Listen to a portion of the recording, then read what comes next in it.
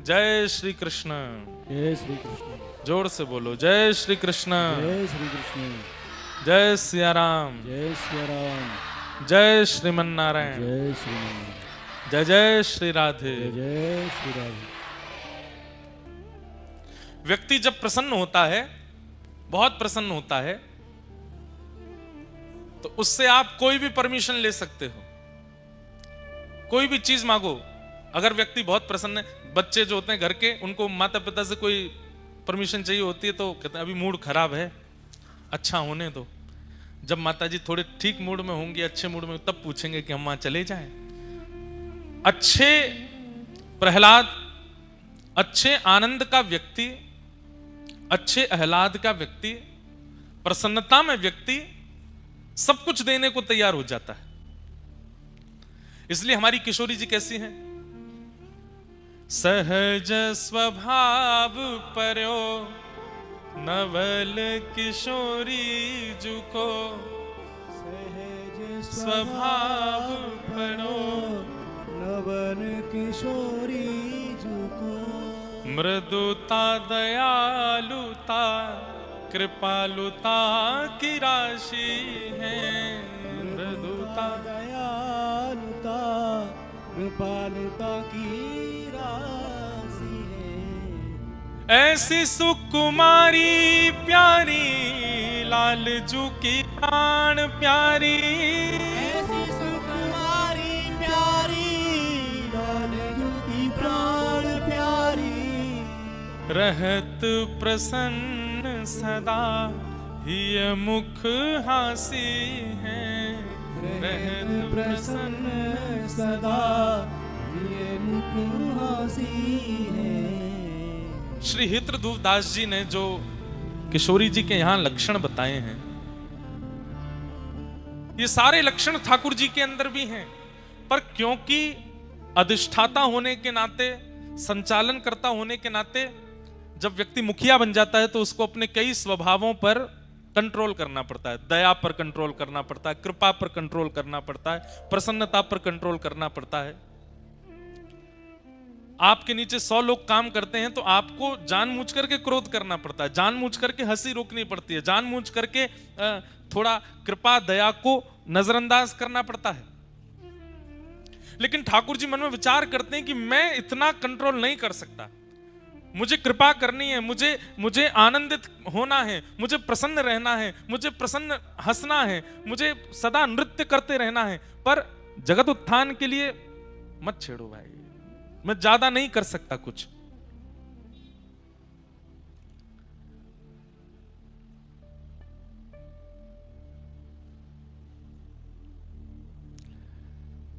तब ठाकुर जी ने मन में विचार किया कि एक ऐसा स्वरूप प्रकट हो जहां ये कोई भी प्रतिबंध ना हो, कृपा पर प्रतिबंध नहीं, दया पर प्रतिबंध नहीं, आनंद में प्रतिबंध नहीं, प्रसन्नता में प्रतिबंध नहीं, नित्य विलास में प्रतिबंध नहीं।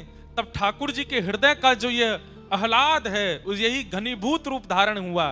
और ठाकुर जी ने जैसे स्वयं को प्रतिबिंब में देखा उस समय, तभी देखा तप्त कांचन गौरांगी श्री राधे वृंदावनेश्वरी, सामने प्रतिबिंब में किशोरी जी दिखने लगी। ठाकुर जी ने वही स्वरूप वहीं स्थिर कर दिया और श्री वृषभानु गोप के यहाँ बरसाने में ठाकुर जी का ही प्रतिबिंब स्वरूप, ठाकुर जी का ही आनंद स्वरूप, ठाकुर जी का ही दया कृपा करुणा और आह्लादनी स्वरूप श्री राधा रानी का प्रादुर्भाव हो गया, श्री किशोरी जी प्रकट हो गए। इसलिए हमारे व्रज में इतना कहते हैं कि किशोरी जी कृपा बहुत करती हैं, ठाकुर जी कृपा कम करते हैं। नहीं, ठाकुर जी पुरुष हैं और पुरुष रूप में होते हुए विश्व के अधिष्ठाता, इसलिए उनको थोड़ा कहीं न कहीं अपने आप को छुपाना पड़ता है। मां ज्यादा दया कर देती है, लाड़ कर देती है, पिता को तो कभी कभी बच्चों के आगे स्ट्रिक्ट बनना पड़ता है। जय हो महाराज जी, विराज। तो ठाकुर जी का वही घनीभूत स्वरूप श्री किशोरी जी के रूप में प्रकट हुआ। सब लोग इधर देखो, ध्यान से सुनो। किशोरी जी के रूप में प्रकट हुआ।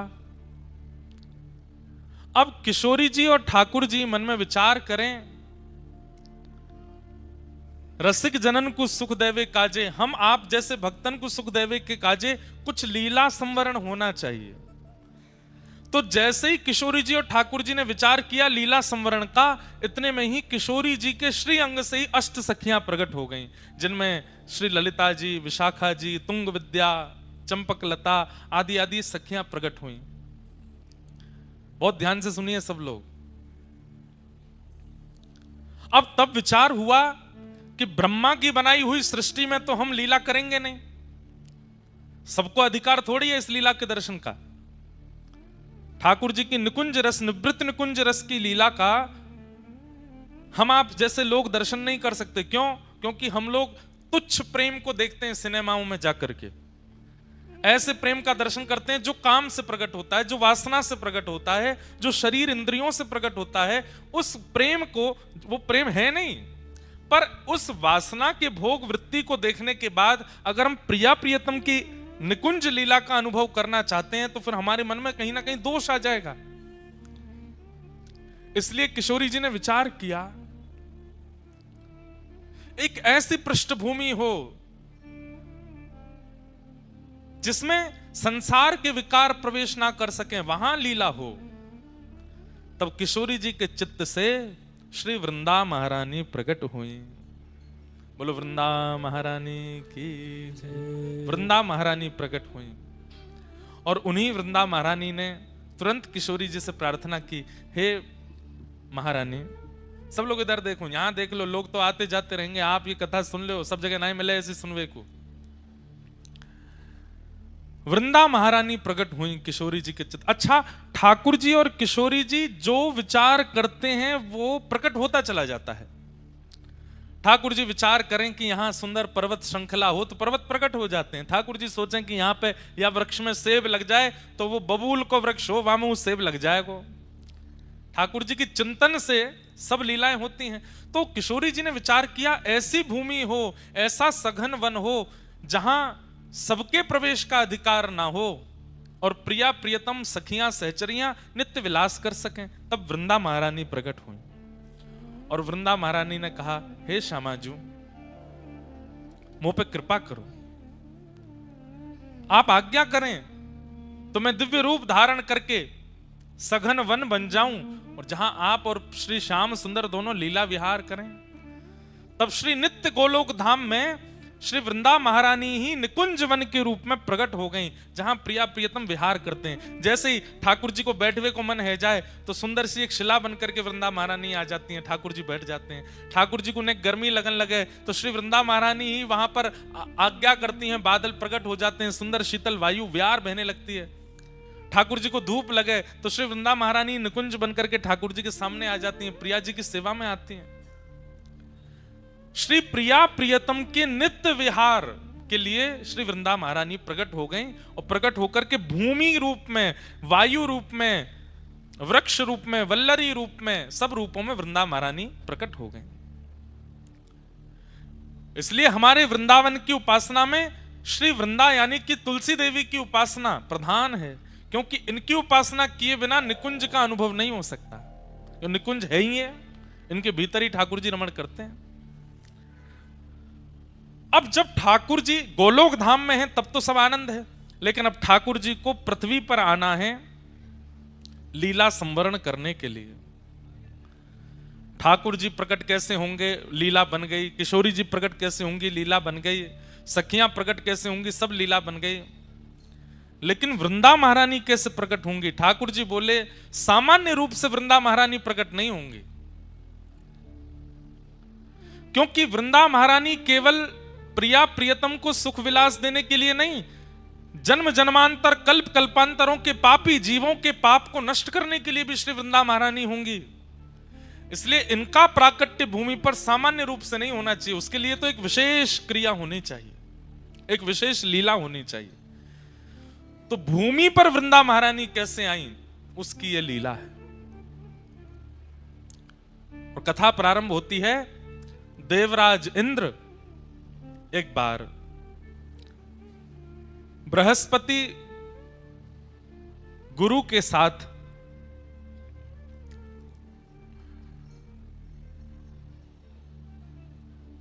महादेव के दर्शन के लिए प्रस्थान करते हैं।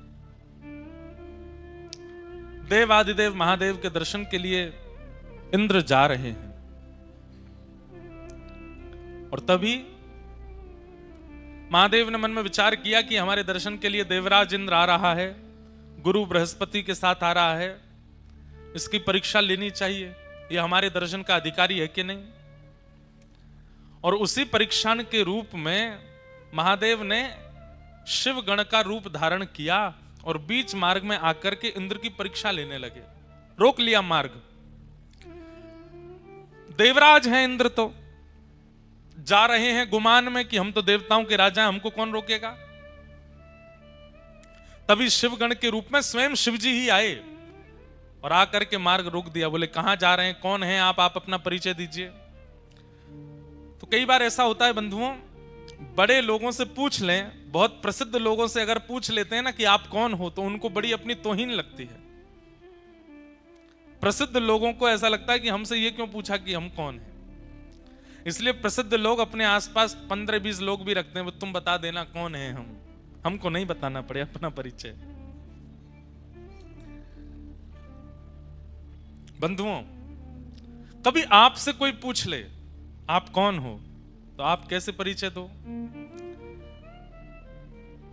दासानुदास, ठाकुर जी की कृपा अभिलाषी, श्री प्रिया जी की कृपा की किंकरी पाना चाहते हैं, उनके दासों के चरणों के, उनके दासों के दास हैं, हम अमुक शहर से हैं, हमारा अमुक नाम है, ऐसा करके बता देना चाहिए। नाम वाम बहुत देर में बताना चाहिए। स्वयं का स्पष्ट परिचय नहीं देना चाहिए, और दें भी तो उसमें अत्यंत दैन्य के साथ देना चाहिए। दैन्य मतलब बहुत झुक करके, बहुत दीन बन करके अपना परिचय देना चाहिए। हम वो बात अलग है कि अब आप अमेरिका जा रहे हो, एम्बेसी में पूछ लिया जाए व्हाट्स योर नेम, अब आप वहां कहो दासानुदास कृपानु आदि आदि तो वहां तो स्थिति के अनुसार कोई राह चलता व्यक्ति पूछ ले, बस में बगल में बैठा व्यक्ति पूछ ले, फ्लाइट का व्यक्ति पूछ ले, ट्रेन में कोई पूछ ले, किसी नगर का कोई व्यक्ति पूछ ले, तो क्या अपना परिचय दो। बोले हम तो किशोरी जी के दास हैं।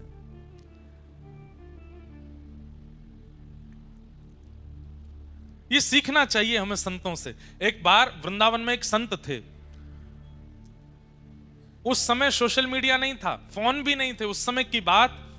उन संत का इतना प्रचार हो गया पूरे भारत में कि भैया वृंदावन में एक संत रहते हैं, अमुक नाम के संत हैं, और भैया उनका स्वभाव, उनका विचार, उनकी शैली, उनकी बोली, उनका रूप, उनकी कुटिया, उनकी सेवा सब देखने लायक है। ऐसा लगता है कि कोई साक्षात ठाकुर जी का परम भक्त हो।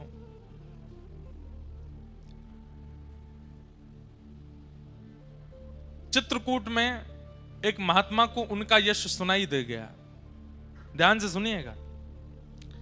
उस समय सोशल मीडिया आदि थे नहीं, गाड़ी बस भी नहीं थी, तांगे चलते थे, और दूर दूर से लोग बहुत मुश्किल से वृंदावन आ पाते थे। तो चित्रकूट में किसी संत ने उनकी जब महिमा सुनी, तो उन्होंने मन में सोचा कि भाई प्राण कब तक तन में रहेंगे, उससे पहले वृंदावन जाके इन महापुरुष का दर्शन कर लेना चाहिए। चित्रकूट से निकले, महीनों चल करके वृंदावन आए। वृंदावन जैसे ही पहुंचे, बिहारी जी के दर्शन की, राधा रमण जी की, राधा वल्लभ जी के दर्शन की इच्छा बाद में थी, पहले उन महात्मा को देखना है, उनके दर्शन करने हैं। संभवतः हरे राम बाबा नाम था उनका, जो वृंदावन के महात्मा थे। तो जगह जगह पूछ रहे थे, भैया वो महात्मा जी कहाँ रहते। अच्छा, वो परिक्रमा मार्ग में चले जाओ, सीधे जाएंगे तो पानी घाट के बाद में यमुना जी के तट पर ही बाबा की कुटिया है। अच्छा, चलते गए, अब पानी घाट पहुंच गए, तो पानी घाट पर जाके पूछा, भैया वो बाबा की कुटिया कहाँ है, बाबा की कुटिया कहाँ है। पूछते पूछते एक महात्मा मिले उनको। उन महात्मा से उन्होंने पूछा, सब लोग इधर देखो, ध्यान से सुनो। बोले भैया वो वृंदावन के एक महात्मा, उनकी कुटिया कहाँ है। तो वृंदावन के वो महात्मा बोले, अच्छा उन बाबा के दर्शन करने। बोले हाँ, मैं अभी थोड़ी देर में वहीं जाने वाला हूं, उनके पास ही, आप चाहो तो मेरे साथ चल देना। बोले हाँ भैया, हम तो वैसे भी अपरिचित होंगे तो हमसे तो मिलेंगे भी नहीं, आपका परिचय होगा तो आपके माध्यम से हम मिल लेंगे। तो चित्रकूट के उन महात्मा को एक वृंदावन के महात्मा अपनी कुटिया में ले गए और ले जाके बोले, आप इतनी दूर से चल के आए, कुछ पाया नहीं होगा, भोजन कर लीजिए। हाँ भैया, थोड़ा सा कुछ पवा दो। तो बढ़िया सुंदर टिक्कर बनाए अपने हाथों से, और टिक्कर बना करके सब्जी दाल रोटी जो भी थी सब उनको पवाया। प्रसाद पाने के बाद वो चित्रकूट वाले महात्मा बोले, भैया अब हमारा पेट भर गया, अब चलें महात्मा के दर्शन कर लें। बोले, अभी तो आपने इतना प्रसाद पाया है, थक गए होंगे, थोड़े पौड़ जाओ, आपके हाथ पैर दबा दूं। अरे नहीं नहीं, हमको नहीं पौड़ना, हमको तो उनके दर्शन करने। अरे 10-15 मिनट ने पौड़ जाओ मतलब ना लेट जाओ। जबरदस्ती वो चित्रकूट के महात्मा को लिटा दिया। अब उनके पैर दबाने लगे, पैरों में घी की मालिश करें, कभी उनको पंखा जलें, उनके शरीर पर इत्र लगावें, हाथ दबावें, कमर दबावें, कोठा दबावें। वो चित्रकूट के महात्मा तो इतने आनंद में आ गए, सो गए। 20-25 मिनट आधा घंटा के लिए नींद लग गई। जब आंख खुली तो कोई और महात्मा वहां खड़े थे, वो नहीं थे जो पहले से वहां थे, तो कोई और महात्मा वहां खड़े थे। तो खड़े हुए, अरे भैया वो कहां है बाबा जिनकी कुटिया है? बोले वो ठाकुर जी की सेवा में गए अंदर।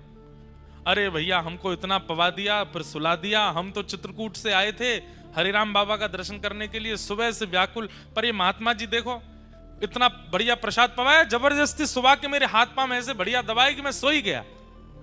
तो दूसरा महात्मा हंसने लगा, बोले आप जिनकी कुटिया में बैठे हैं और जिनके हाथ से प्रसाद पाए, जिनके हाथ से सेवा कराएं, यही हरिराम बाबा हैं।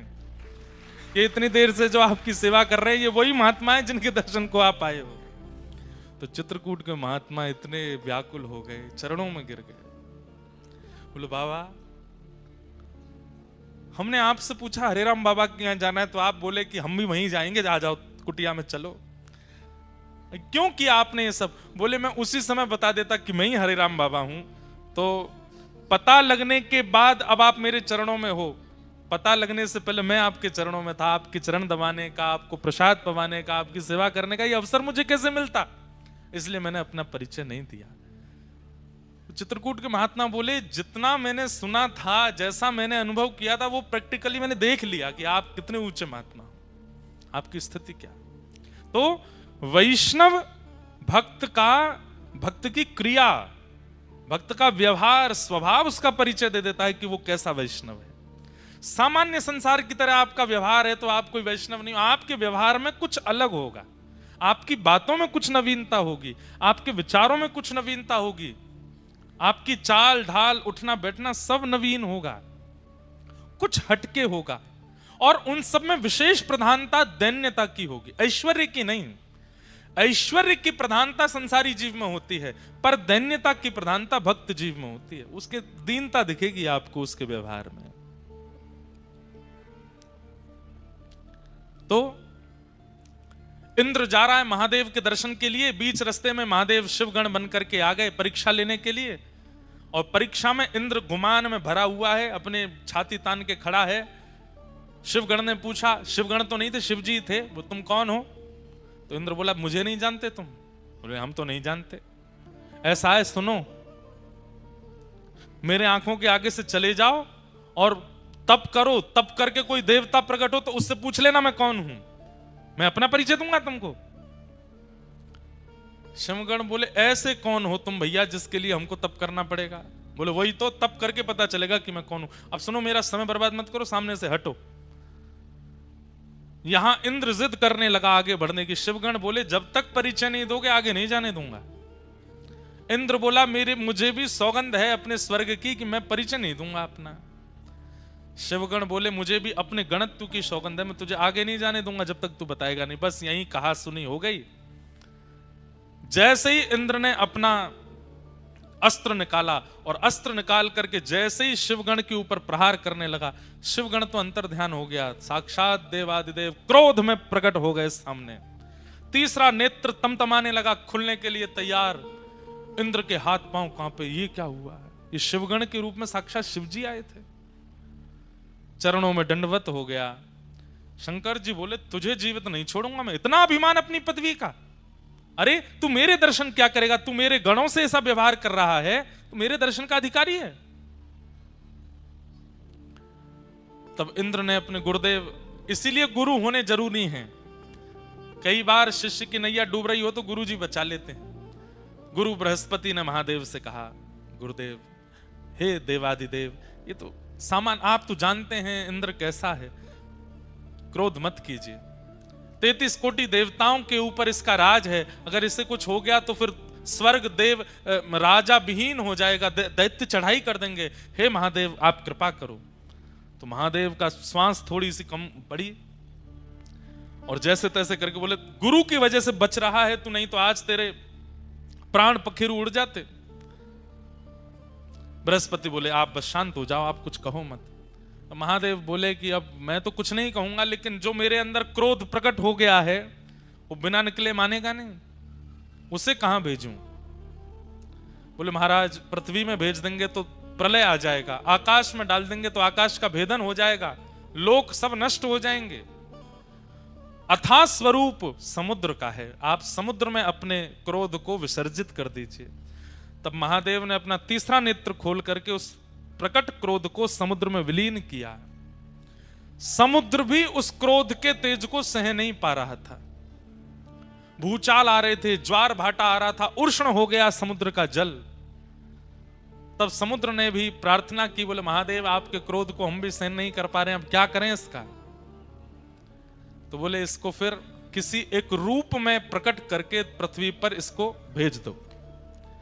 तब महादेव का वह क्रोध जो समुद्र भी सहन नहीं कर पाया, उसी ने एक रूप धारण किया और समुद्र से उसका प्रादुर्भाव हुआ, वही हुआ जलंधर। जलंधर इतना खतरनाक था कि महाराज देवता दैत्य सब थरथर कांपते थे उससे। महादेव का क्रोध है। जलंधर का विवाह हुआ वृंदा नाम की कन्या से। जलंधर वैसे ही इतना शक्तिशाली था, लेकिन वृंदा जैसी पतिव्रता पत्नी प्राप्त होने के कारण जलंधर का तेज, जलंधर का ऐश्वर्य, जलंधर का साम्राज्य और ज्यादा प्रगाढ़ होता चला गया। पतिव्रता नारी है वृंदा, अपने पति को परमेश्वर मानती है और उसके पातिव्रत के कारण जलंधर का जो बल है वो वैसे ही इतना बलवान था, लेकिन पत्नी के पातिव्रत के कारण वो और बलवान हो गया। इसलिए संसार में सबसे बड़ा व्रत यदि कोई है तो वो पातिव्रत है, पत्नी व्रत, पतिव्रत। यदि कोई व्यक्ति पतिव्रत का पालन करे, माताएं और भाई लोग पत्नी व्रत का पालन कर लें, कुछ नहीं करना, ना भूखा रहना है ना प्यास रहना, खूब चकाचक खाओ पियो आनंद करो, बस एक के ही रहो। अगर आपने ये निश्चय कर लिया तो आप संसार की किसी भी स्थिति को पार कर सकते हैं। अरे कहां तक कहें, अगर यमराज आ गए पति को लेने के लिए और पत्नी पातिव्रत धर्म का पालन करती है, भले ही पति में लाख दुर्गुण हैं, लेकिन पत्नी पातिव्रत नियम से रहती है, तो उस समय यमराज भी अगर पति को लेने आएंगे तो यमराज भी उसके पति को छू नहीं सकते, पहले पत्नी से आज्ञा लेंगे, हम ले जा सकते हैं इसको। कौन पत्नी चाहेगी कि मेरा पति जाए? कोई नहीं चाहती। सीधी बात, यमराज भी पति का स्पर्श नहीं कर सकते अगर पत्नी पतिव्रता है तो। पत्नी का स्पर्श यमराज नहीं कर सकते अगर पति पत्नी व्रता है तो। इतना बड़ा व्रत है। हम दुनिया भर के व्रत करते हैं, पर इस व्रत में कहीं ना कहीं छूट जा रहे हैं। अब सुनिए, वृंदा का ऐसा पातिव्रत, पर देवताओं ने विचार किया ये पतिव्रता है, ये बहुत अच्छी बात है, पर ये जानते हुए भी कि पति कितना दुष्ट है, फिर भी पत्नी पतिव्रता है। तो ब्रह्मा आदि देवताओं ने कहा कि बोल भैया, वृंदा अपने पतिव्रत का पालन नहीं तोड़ सकती। तो ब्रह्मा जी से सब देवताओं ने कहा, आप जाकर के जलंधर को समझाइए, वो आए दिन देवताओं पर आक्रमण करता है, यज्ञों का विध्वंस करता है। ब्रह्मा जी बोले, मैं जाता हूं। ब्रह्मा जी गए जलंधर को समझाने के लिए। जलंधर ने ब्रह्मा जी के ही गला पकड़ लिया, इतना बलवान कि चतुरानन ब्रह्मा जी का गला पकड़ लिया, चारों आंखों से आंसू निकल आए। ब्रह्मा जी हाथ छुड़ा के भागे, युद्ध छिड़ गया। देवता और जलंधर के बीच में। ब्रह्मा जी हार गए, देवताओं ने जाकर के प्रार्थना की, देवादिदेव महादेव शंकर जी से बोले महाराज आप कुछ करो। महादेव बोले मुझसे ही प्रकट हुआ है वो, और अपने से प्रकट हुए को मैं कैसे नष्ट कर सकता हूं, मैं तो नष्ट नहीं करूंगा उसको। तब ब्रह्मा जी ने मन में विचार किया कि ये शिव भक्त है बहुत बड़ा,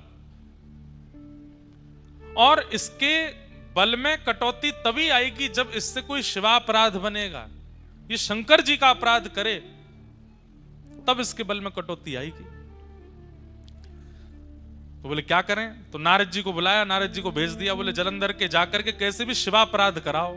नारद जी महाराज बोले अभी करते हैं। नारद जी कौन है, स्पेशल रूप से एक प्रकार से देवताओं के डायरेक्टर हैं, ऐसी संरचना करते हैं मूवी की, फिल्म की, ऐसी स्क्रिप्ट लिखते हैं महाराज, अगर देवताओं में भी कभी अवार्ड फंक्शन होता होगा तो बेस्ट डायरेक्टर अवार्ड मिलता होगा नारद जी को।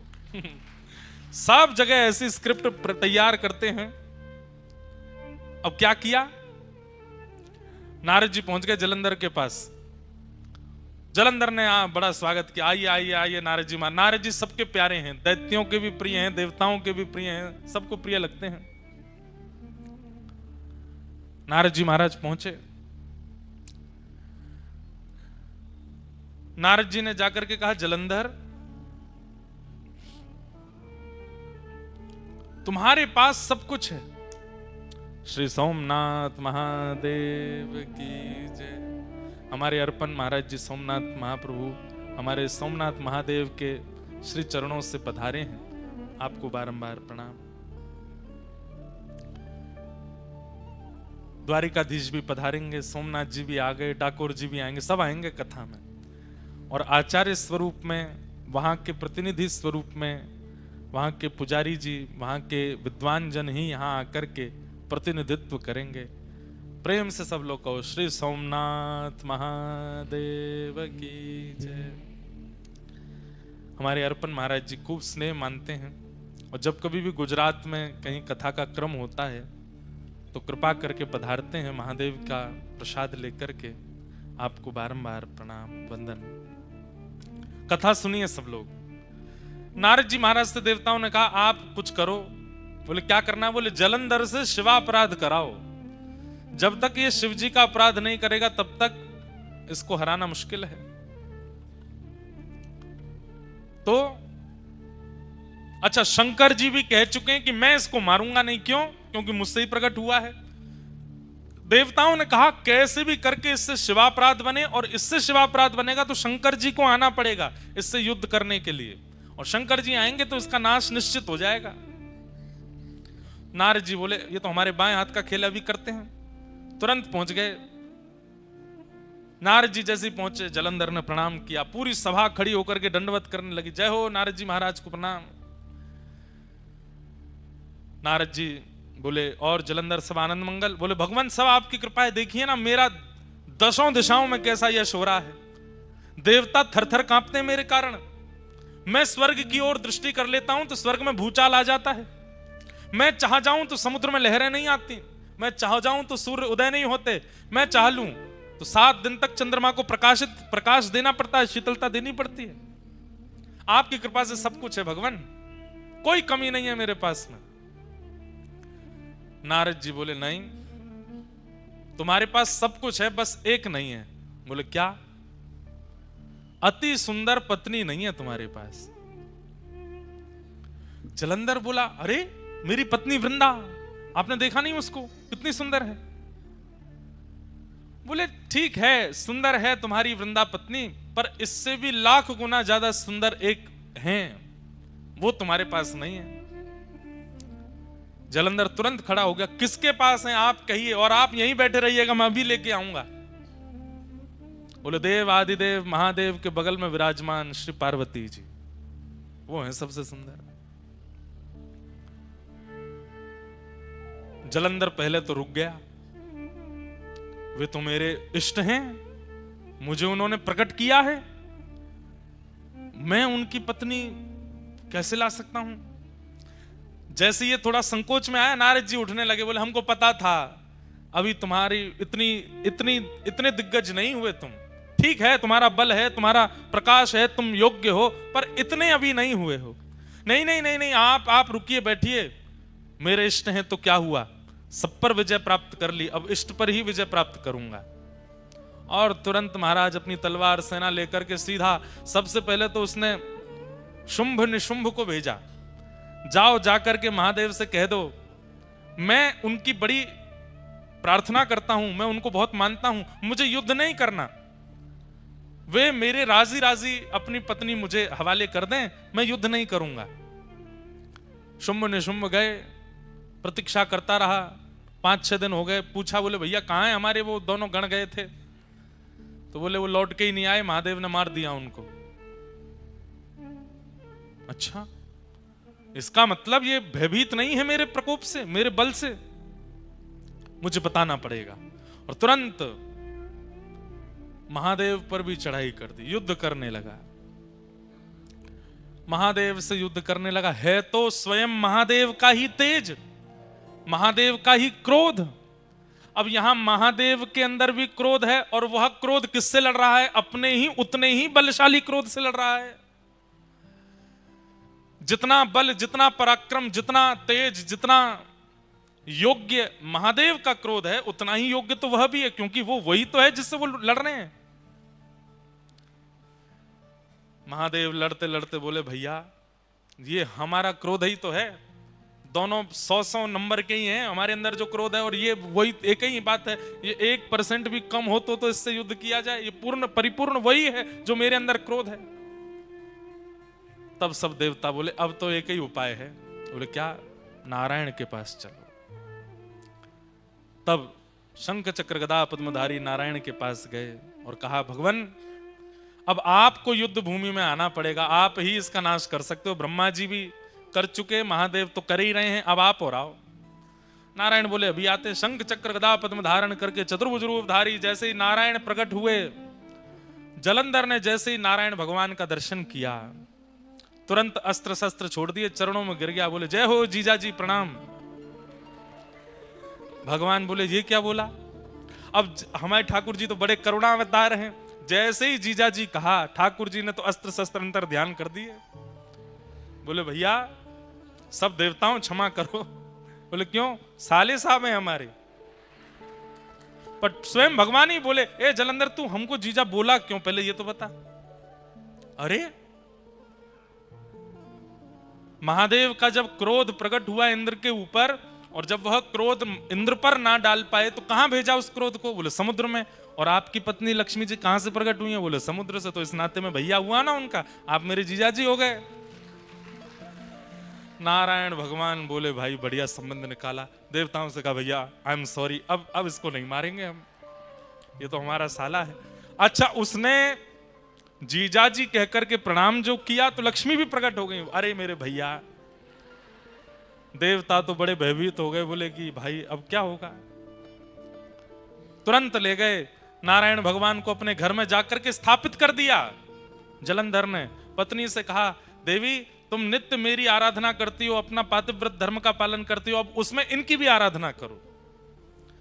अब जलंधर की स्थिति हो गई, वो और ज्यादा बलशाली हो गया। क्यों? नारायण कृपा हो गई उसके ऊपर। सब देवता बोले भैया सब प्रकार के तरीके अपना लिए, कोई काम नहीं आया। तब देवताओं ने भगवान की स्तुति गाई और कहा, भगवान अगर इसका नाश नहीं हुआ तो पृथ्वी नष्ट हो जाएगी कुछ दिनों में। पृथ्वी नष्ट नहीं, आप विचार कीजिए, जो अपने इष्ट अपने प्रकटकर्ता महादेव से युद्ध करने के लिए खड़ा हो सकता है, कल को वो आपसे युद्ध नहीं करेगा। अरे इसका बल जितना बढ़ता चला जाएगा, ये उतना ही अपने आप को श्रेष्ठ मानता हुआ सब पर हावी हो जाएगा, और एक दिन भगवान पदवी प्राप्त करने के लिए भी कुछ भी कर बैठेगा। इसका नष्ट करना बहुत जरूरी है। तब भगवान ने मूल बात बताई। क्या बात? ध्यान से सुनिएगा। बोले ना तो महादेव का क्रोध इसके काम आ रहा है, ना ही ब्रह्मा जी की कृपा इसके काम आ रही है, ना ही मेरे इसके घर में विराजने से इसका बल बढ़ रहा है। इसके बल का मूल स्रोत है इसकी पत्नी का पातिव्रत। देवताओं को भगवान ने समझा दिया। बोले कितना बड़ा व्रत है पातिव्रत। एक पत्नी यदि पतिव्रता हो जाती है तो तीनों देव लग जाते हैं उसको हराने में, लेकिन उस व्यक्ति का बाल बांका नहीं कर पाते। ये पातिव्रत का बल है, और इसका पातिव्रत जब तक नष्ट नहीं होगा तब तक इसका कुछ नहीं बिगाड़ पाएंगे। पातिव्रत नष्ट नहीं करना है, पर अगर व्रत से किसी गलत व्यक्ति का बल बढ़ रहा है तो उस व्रत को समाप्त करना पड़ता है। क्या करें? तो भगवान बोले अब हमको वृंदा को उसके पातिव्रत का फल देना है। और पातिव्रत का फल क्या है कि पति रूप में साक्षात ठाकुर जी प्राप्त हो जाएं। ये पातिव्रत का फल है। और पातिव्रत के फल के रूप में जलंधर का रूप धारण करके स्वयं श्रीमन नारायण वृंदा के समीप आ गए। बंधुओं, ये वृंदा का पातिव्रत का फल मिला है उसको, कि सामान्य पति नहीं है, जिसके लिए मीराबाई कहती हैं ऐसे बर को बरे जो जन्मे और मर जाए, बलहारी श्री गोपाल जी, बर बर श्री गोपाल जी, जासो चुड़ लो मैं हुए जाए। श्री गोपाल जी पति बन करके आ जाएं, ये तो मीराबाई की इच्छा है। इसके लिए मीराबाई कितनी रोई हैं, कितनी पीड़ा में रही है, तब जाकर के ठाकुर जी ने उनको वो फल दिया। आज वृंदा को वो फल क्यों दे रहे हैं? क्योंकि उसका पातिव्रत श्रेष्ठ है। और भगवान ही जलंधर के रूप में आकर के वृंदा के सामने खड़े हो गए, और जैसे ही अपने पति के अलावा अन्य की चरणों में प्रणाम करके उनका तिलक किया, उनकी आरती उतार करके, न्यौछावर करके, जल उबार करके, प्रसाद पवा करके उच्छिष्ट पाया, वहां जलंधर जिसके लिए वो पातिव्रत करती थी उसका बल क्षीण होने लगा। क्यों? क्योंकि अब एक प्रकार से जिसके लिए व्रत था, जिसके लिए नियम था, जिसको निहारती थी, जिसके लिए सब कुछ करती थी, वो तो अब ठाकुर जी बन के आ गए ना, तो ठाकुर जी के लिए हो गया। जैसे ही ठाकुर जी के लिए व्रत हुआ, जलंधर के लिए जो व्रत हो रहा था उसका नाश हो गया, और वहां रणभूमि में देवताओं के द्वारा जलंधर का वध हो गया। जलंधर का सर धड़ से अलग हुआ, और सर से धड़ से सर अलग होकर के सीधा आके पड़ा वृंदा की गोद में।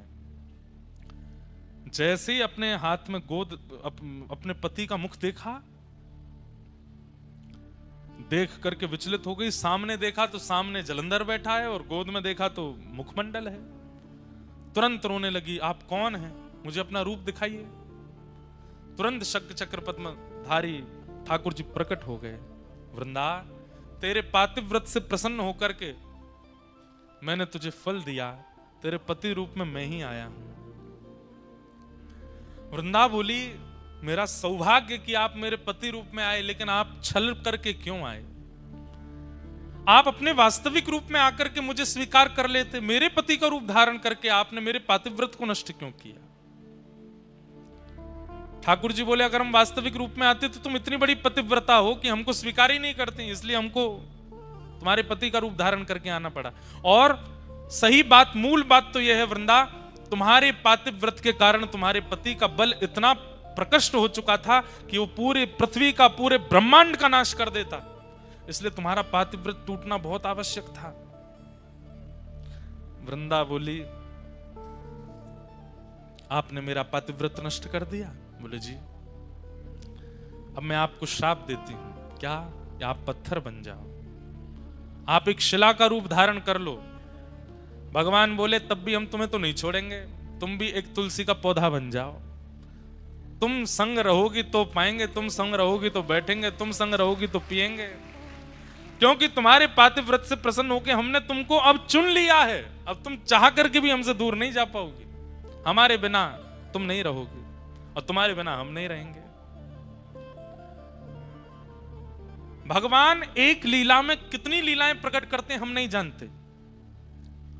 एक वैश्या ने भगवान के लिए तप किया, और तप करके जब भगवान प्रकट हुए तो भगवान से वरदान मांगा, जैसे श्री यशोदा जी को आप सुख देते हैं, उनकी कोख से आप जन्म लेते हैं, जैसे कौशल्या जी के गर्भ से आप जन्म लेते हैं, ऐसी मेरे गर्भ से भी आपका जन्म हो, ऐसी कृपा कर दो।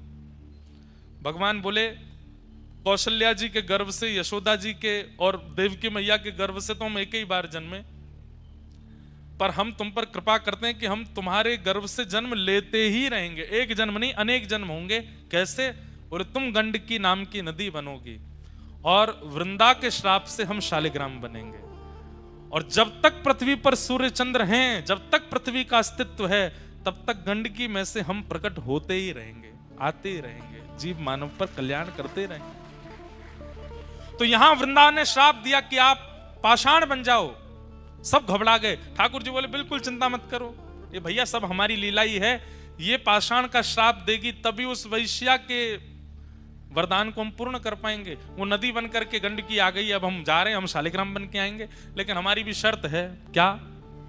तुम भी एक तुलसी का झाड़ बनोगी, और जब तक तुम नहीं पधराई जाओगी तब तक हम प्रसाद नहीं पाएंगे, तब तक हम जल नहीं पिएंगे, तब तक हम कुछ भी नहीं करेंगे। अरे आसन पर भी जब तुम रखी जाओगी तो ही बैठेंगे, तो नहीं बैठेंगे। एक क्षण के लिए भी तुलसी शालिग्राम जी से दूर नहीं होती। ये भगवान ने वरदान दिया। एक राक्षस ने भी भगवान की तपस्या की, तपस्या करके ठाकुर जी से मांगा, भगवान जब प्रकट हो गए, वरदान मांगो, क्या चाहिए? राक्षस बोला प्रसन्न हासा रुड़लो चलो लसत। जब आप ठाकुर जी मुस्कुराते हैं तो आपके गाल बड़े प्यारे लगते हैं मुझको। राक्षस मांग रहा है। भगवान बोले तो वरदान तो मांगो, क्या चाहिए? बोले कि प्रभु मैंने बहुत कुछ खाया अपने जीवन में, बड़े बड़े जीव खा लिए, बड़े बड़े जंतु खाए, मानव भी खाए, देवता दैत्य भी खाए, अब आपको खाने का मन कर रहा है। भगवान बोले तू मुझे खाने के लिए तपस्या कर रहा था? बोले हाँ, मुझे पता चला कि आप मिलते नहीं हो, आप तभी प्रकट होते जब आप कोई तप करता है, तो मैंने इसीलिए तप किया 1000 वर्ष तक कि आप प्रकट हो जाए तो मैं वरदान में आपको खाने के लिए मांगूं। भगवान बोले वाह भैया, कैसे खाओगे? बोले आ जाओ मेरे पास, आपको लेकर के खाना शुरू करूं, आपके गाल पहले खाऊंगा, आपके हाथ फिर खाऊंगा, फिर चरण खाऊंगा। ठाकुर जी बोले भैया देखो इस रूप में तो संभव नहीं है, तुम अगर हमारे पास आए भी तो इतनी योगनियां, इतनी शक्तियां चारों तरफ हमारे रहती हैं कि तुम जल करके नष्ट हो जाओगे। तुम्हारी इच्छा पूरी करेंगे। बोले क्या?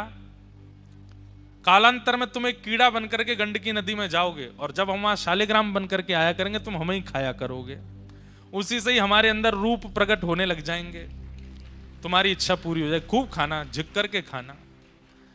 तो गंडकी में, शालिग्राम जी में कभी कभी आकृतियां प्रकट हो जाती हैं। वो आकृतियां उस राक्षस को ही शाप दिया भगवान ने खाने का, वो खाता है ठाकुर जी को। हमारे ब्रज में तो एक पद गाते हैं, पद गाते हैं मतलब उस भाव से गाते हैं। होली में खा जाऊं तेरो गाल बड़ो मीठो, खा जाऊं तेरो, हारे खा जाऊं तेरो, हम्बे खा जाऊं तेरो। जब ठाकुर जी गाल में लाल लाल गुलाल लगा करके आते हैं तब गोपियां गाती हैं, लाला इतनो चोखो लग रहा है, ऐसा मन कर रहा तेरो गाल खा जाएं।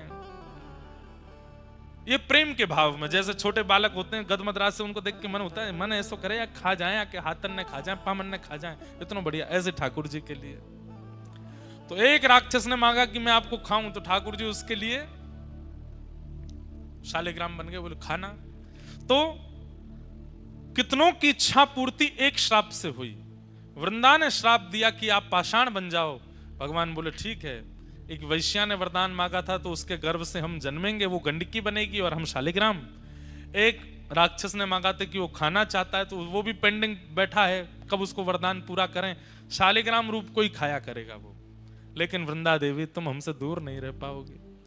अच्छा, ये तो केवल एक कथा थी, पर वास्तविकता भूमंडल पर वृंदा को प्रकट करने के लिए कोई चाहिए। जैसे राम जी को आने के लिए दशरथ और कौशल्या चाहिए, ठाकुर जी को आने के लिए देवकी वसुदेव चाहिए।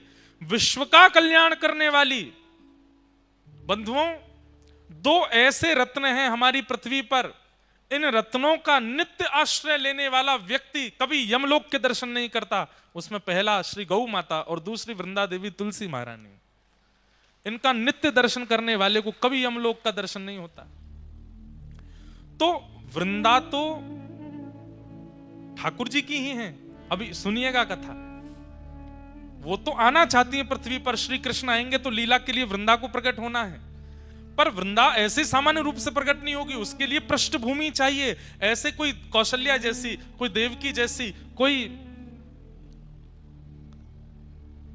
यशोदा जैसी मां चाहिए। तो भगवान ने जलंधर की पत्नी वृंदा को माध्यम बनाया। क्यों? श्राप देने के बाद में वृंदा ने प्रण लिया कि मैं अब अपने पंच भौतिक देह को नष्ट कर दूंगी।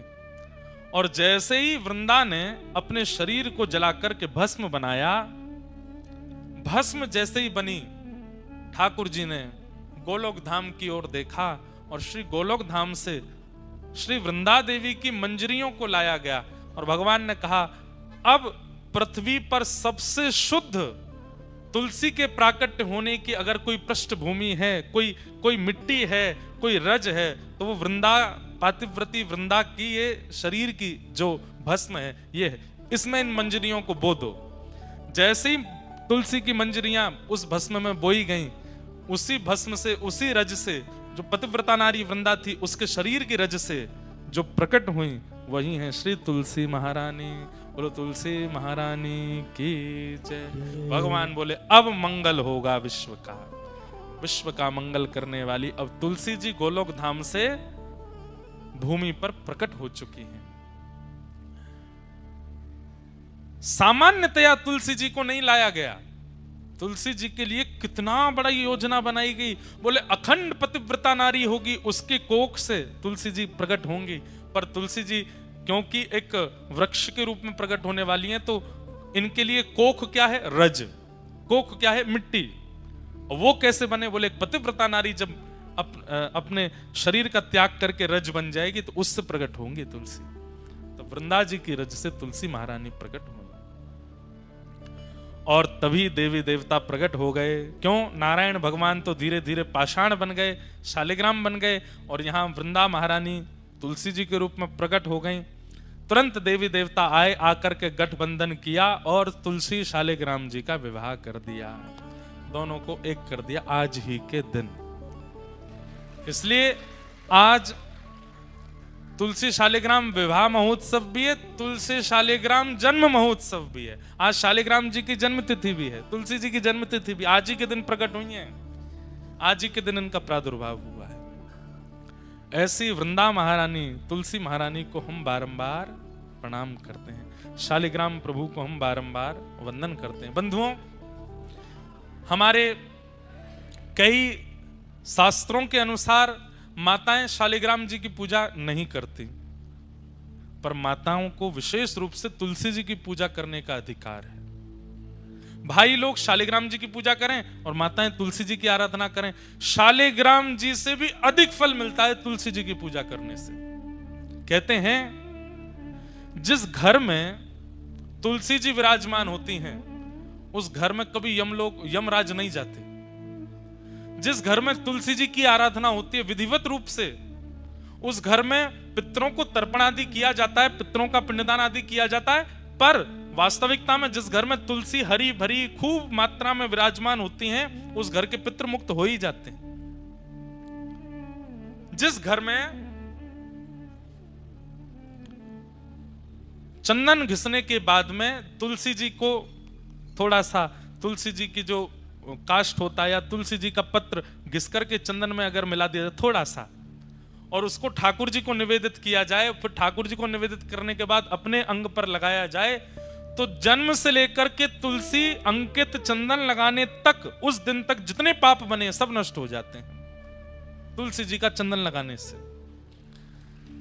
तुलसी जी के जो काष्ठ हैं, तुलसी जी की जो लकड़ी होती है, हमने परम पूजनीय प्रातः स्मरणीय श्री मलुक पीठ वाले महाराज जी को देखा। इतनी बड़ी तुलसी जी की काष्ठ एक रहती है उनके पास, उसमें नित्य अग्नि प्रज्वलित करते हैं और उस तुलसी जी के काष्ठ की अग्नि से 1000 दिए जलाते हैं महाराज जी। नित्य संध्या में शाम को। तो हमने महाराज जी से पूछा, मैंने महाराज जी इसका क्या फल है? तो महाराज जी बोले तुलसी जी के काष्ठ से एक दिया प्रज्वलित करने से 1000 दिए प्रज्वलित करने का फल मिलता है। दिए प्रकट करते ही ठाकुर जी को जब अर्पित किया जाए, ठाकुर जी बड़े प्रसन्न हो जाते हैं। पर तुलसी जी के काष्ठ से जब दिया जलाया जाता है तो एक दिया जलाने के 1000 दिया जलाने का फल, मतलब ठाकुर जी अत्यंत प्रसन्न हो जाते हैं। लेकिन महाराज जी 1000 दिए जलाते हैं नित्य एक तुलसी काष्ठ से, और इतने छोटे छोटे छोटे छोटे दिए 1000 दियों का एक इतना बड़ा बना लेते हैं, उसको प्रज्वलित करते हैं और फिर ठाकुर जी की आरती करते हैं उससे। ठाकुर जी इतने प्रसन्न होते हैं उससे। तो हरी भरी तुलसियों तब मत कुछ करना जब काष्ठ कहीं तुलसी जी के आसपास कहीं प्रकट हो जाए, टूट के अपने आप नीचे आ जाए, उसको संभाल के रख लीजिए। नित्य उस काष्ठ में थोड़ी अग्नि प्रज्वलित करो, उससे दिया जलाओ। दिया जलाने के बाद उस अग्नि को बुझा के उसकी रज अपने माथे से लगा के काष्ठ को रख दो। इतने प्रसन्न होते हैं ठाकुर जी उससे प्रकट दिए से आरती करने से। अभी तो कार्तिक का महीना, हमारे यहाँ तो तुलसी जी से ही आरती करते हैं वृंदावन में। ठाकुर जी बहुत प्रसन्न होते हैं। तुलसी जी जिस गमले में लगी हो उसकी रज, तुलसी जी की रज लेकर के कभी कभी आप तिलक धारण कर सकते हैं, और वह तिलक धारण करने से शरीर में अगर कोई बहुत गंभीर बीमारी, और सबसे बड़ी बीमारी तो भैया आजकल बुद्धि में आ जाती है, विचारों की बीमारी, नकारात्मक बीमारी, शक पैदा होने वाली बीमारी, और सही बात है गलत मार्ग पर चलने वाले विचार चित्त में आने लगते हैं। तुलसी जी की रज अपने माथे से लगाने से और माथे पर रज लगा के ठाकुर जी की आराधना करने से विचार शुद्ध होते हैं। बड़ी महिमा है तुलसी जी की।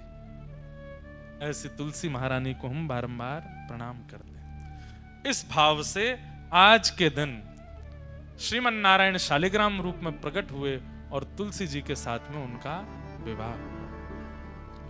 कभी आप लोग हनुमान चालीसा का पाठ करते हैं, अपनी गुरु परंपरा का पाठ करते हैं। अरे छोटे छोटे बच्चे अध्ययन भी करते हैं, अपनी पढ़ाई स्कूल की कर रहे हैं, तो तुलसी जी का गमला तो बहुत सामान्य, उठा करके अपने कक्ष में विराजमान कर लो पढ़ते समय, और अपने पास में तुलसी जी रख करके आप पढ़ना प्रारंभ कीजिए। जो पढ़ेंगे भूलेंगे नहीं।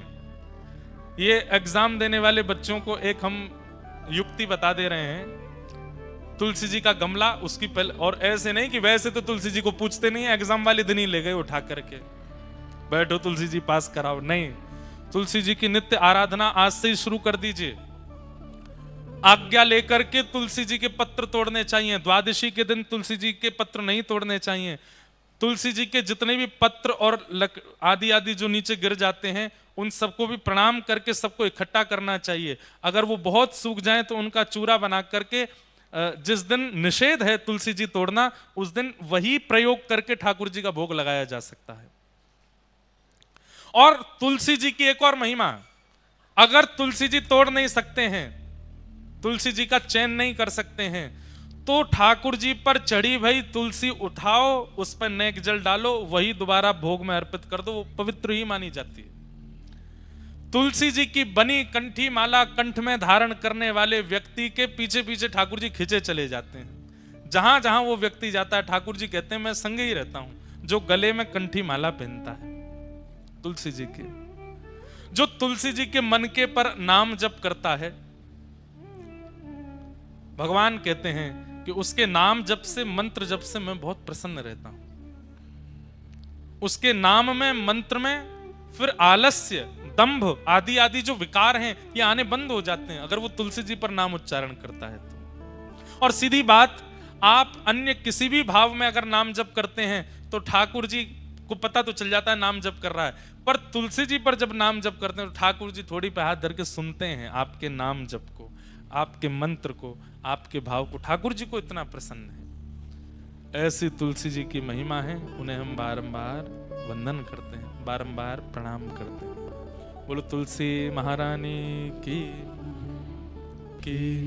माताओं से हमारी विनती कि वे तुलसी आराधन खूब भाव से करें, और भाई लोग श्री शालिग्राम भगवान की खूब मंगल सेवा करें।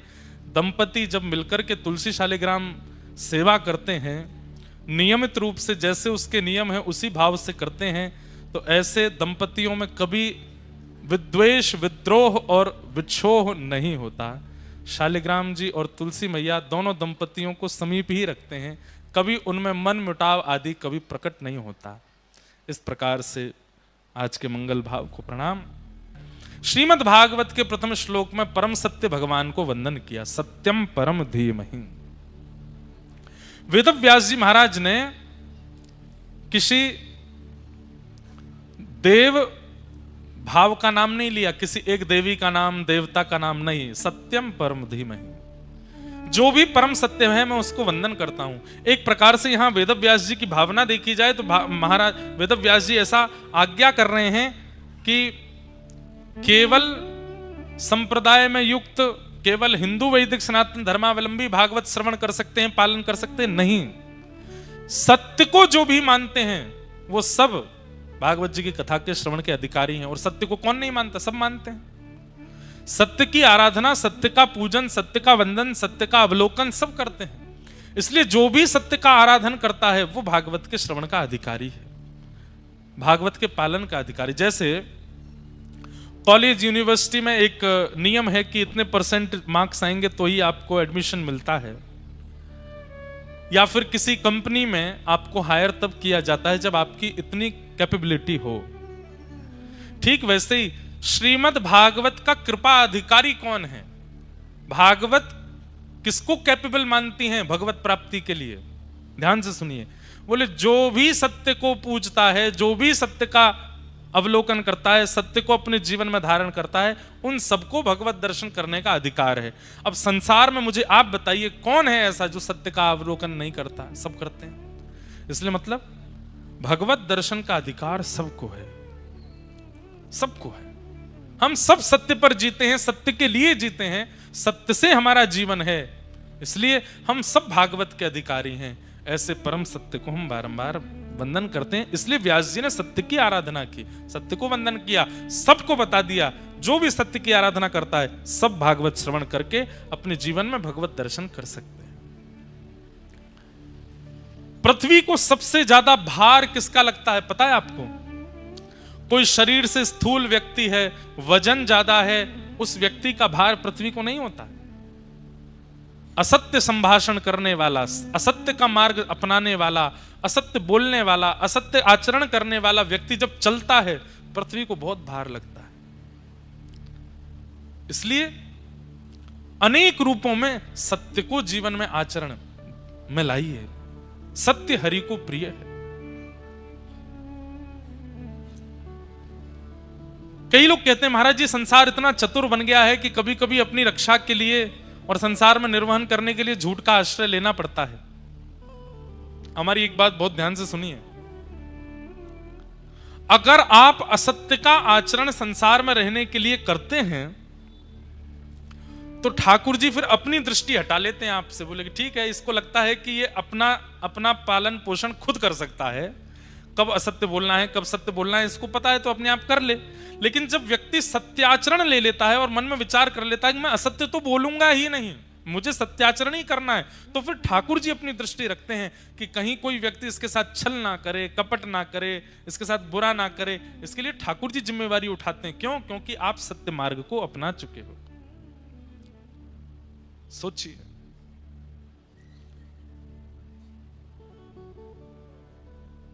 एक राजस्थान में एक भक्त हुए, उनका नाम था, अभी बताता हूं देख के। इतने भक्तों की कथा होती है कि कभी कभी निकल जाते हैं चित्त से।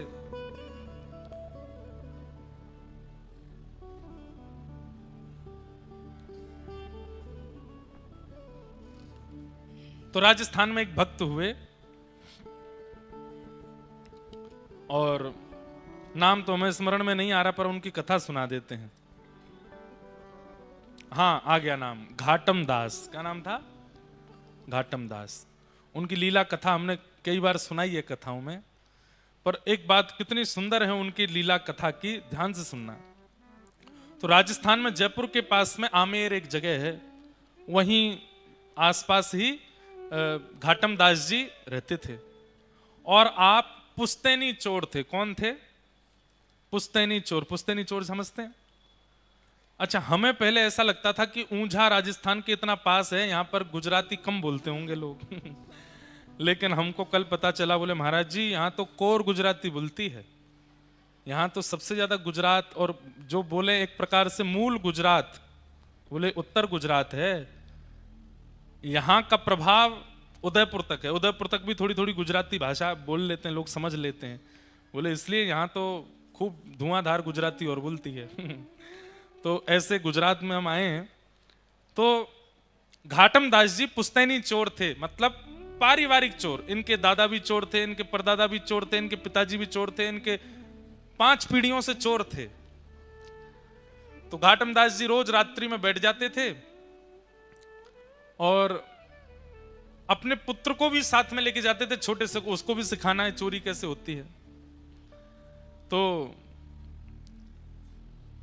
आज कोई व्यापारी तो निकला नहीं, एक महात्मा निकले वहां से। तो अंधेरे के कारण घाटम दास जी को पता नहीं चला, इन्होंने तुरंत जाला फेंक करके महात्मा जी को बस में कर लिया, कब्जे में कर लिए। बाद में जब दिया जला के देखा तो महात्मा थे, तुरंत वो हटाया जिससे पकड़ते थे। बोले महाराज जी क्षमा कर दो। तो महात्मा जी बोले भाई ये सब क्यों करते हो तुम? बोले ये तो हमारा पुश्तैनी काम है, हमारे रोम रोम में, हमारे रग रग में चोरी है, क्योंकि हमारी 8 पीढ़ियां निकल गई, हम लोग जाने ही इसी के लिए जाते हैं, हम चोरी करते हैं, ये हमारा पेशा है, यही हमारा काम है। अगर कोई हमको दान पुण्य करके कुछ दे जाता है तो हमारे घर में भोजन जब बनता है तो उसमें स्वाद नहीं रहता, चोरी के भोजन में ही स्वाद आता है।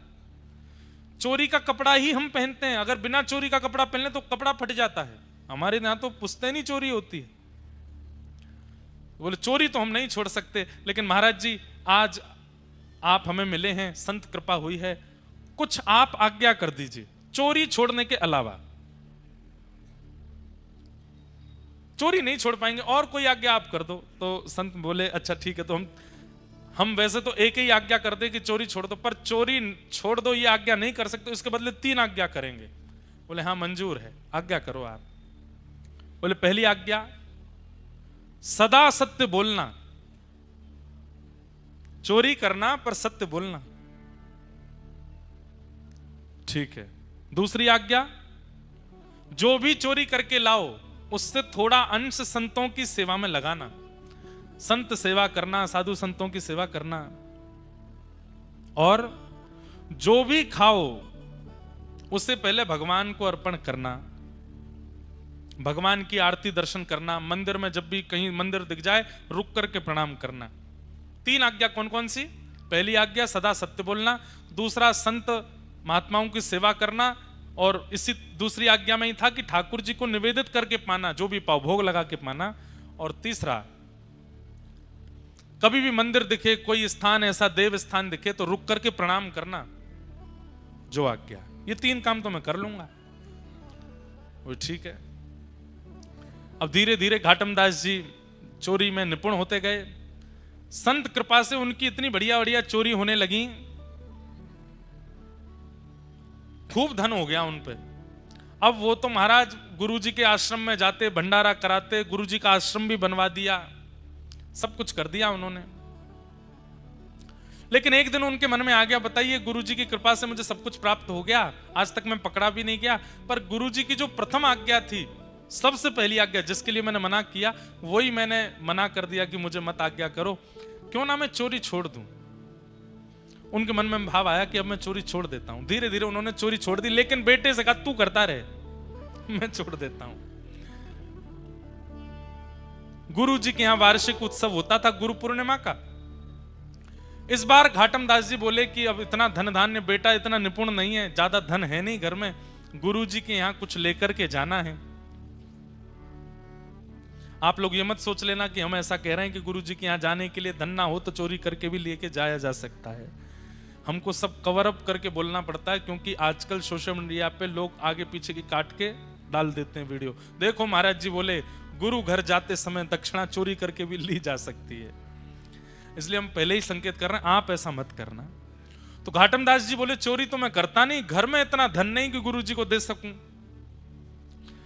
ठीक है, अब वयोवृद्ध तो मैं हो ही गया हूं, एक आखिरी बार चोरी कर लेता हूं गुरु जी को दक्षिणा देने के लिए। बोले क्या करें? बोले आखिरी बार कर रहे हैं तो बड़ी चोरी करते हैं कोई। छोटी मोटी नहीं।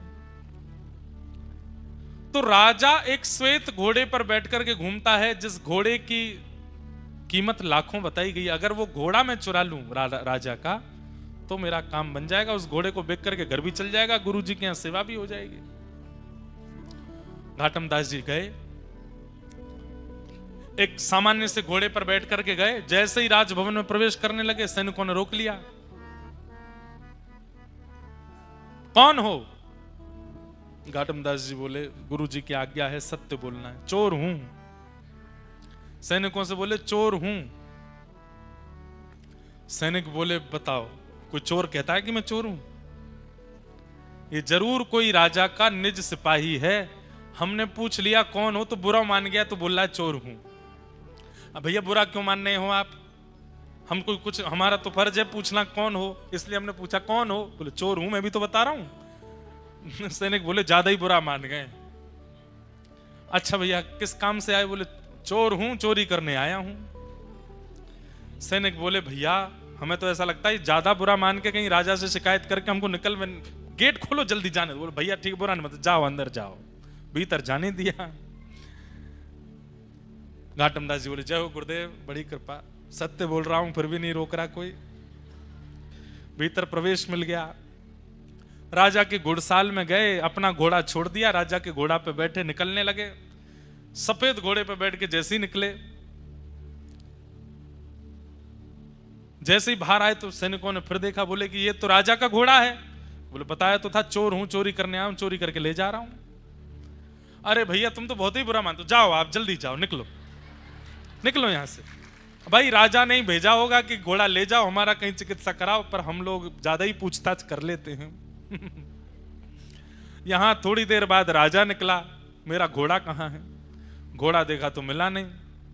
हल्ला मच गया, राजा का घोड़ा कहां है? तो सिपाहियों, अरे वो आपका निज सिपाही लेकर के गया। बोले कौन सा निज सिपाही? एक आया था व्यक्ति, आके बोला कि, हमने पूछा कौन? तो बोला चोर हूं। तो हमको लगा भाई चोर थोड़ी बोलता मैं चोर हूं, निज सिपाही होगा। वही काले घोड़े पे आया था, गोरा घोड़ा लेकर के गया। अरे तुमको तो बाद में देखूंगा। सिपाहियों को दौड़ाया, बोले पकड़ो उसको।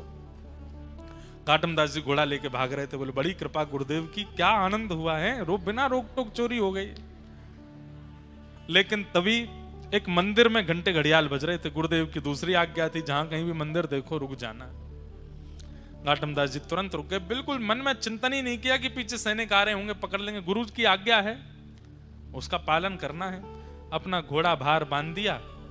घाटम दास जी जैसे ही अंदर गए पूजा अर्चना करने, आहा गुरु आज्ञा का ऐसा फल, वो गोरा घोड़ा काला पड़ गया अपने आप ही। और यहां सैनिक आए, सैनिक देख करके एक बार तो आगे भग गए, फिर देखा, बोले कि ये घोड़े की कद काठी मुखमंडल तो वैसा ही है, लेकिन ये काला कैसे हो गया?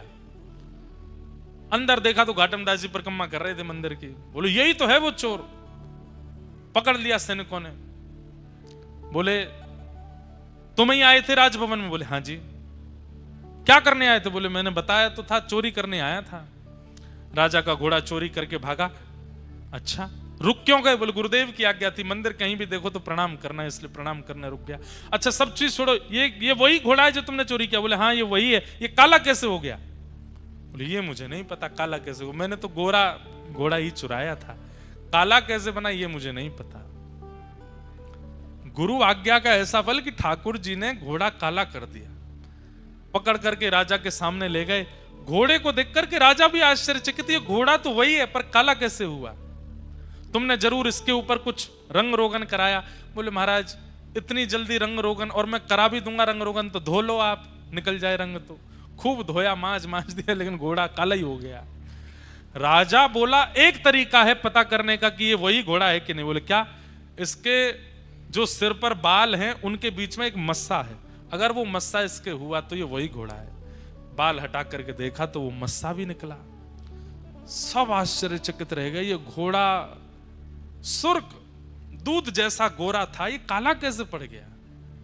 तब चोर ने कहा भगवान वैसे मैं चोरी छोड़ चुका था, अपने गुरुदेव सब बात बता दी। गुरुदेव के यहाँ दक्षिणा अर्पित करने के लिए धन चाहिए था, तो धन मिला नहीं तो आपका घोड़ा चुरा लिया, पर गुरुदेव की आज्ञा मान करके सत्य बोलता हूं, जहां भी मंदिर मिलता है प्रणाम करता हूं, और जो भी कुछ मुझे प्राप्त होता है मैं सब ठाकुर जी को अर्पित करता हूं। जब मैंने आपका घोड़ा चुराया तो गुरुदेव की आज्ञा से प्राप्त हुई वस्तु ठाकुर जी को अर्पित करता हूं। तो मैंने घोड़े को भी निवेदित कर दिया था, हे राम जी आपको ये घोड़ा निवेदित करता हूं। तो राम जी को गोरे पे बैठने का मन नहीं होगा, इसलिए राम जी ने ही इसको काला कर दिया है, उन्होंने ही इसको सांवला बना दिया है, इसलिए ये काला पड़ गया, इसलिए ये अब गोरा नहीं हो पाएगा।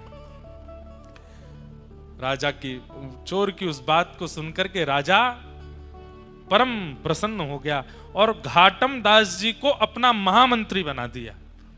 घाटम दास जी जो चोर थे वो उस दिन महामंत्री बन गए और खूब सारा धन धान्य लेकर के गुरुदेव के पास गए और चरणों में प्रणाम करके कहा, हे गुरुदेव भगवान आपकी कृपा से देखिए ये घाटम चोर अब महामंत्री बन गया है, आपकी आज्ञा बस मान करके मैंने ये सब प्राप्त किया है। आहा।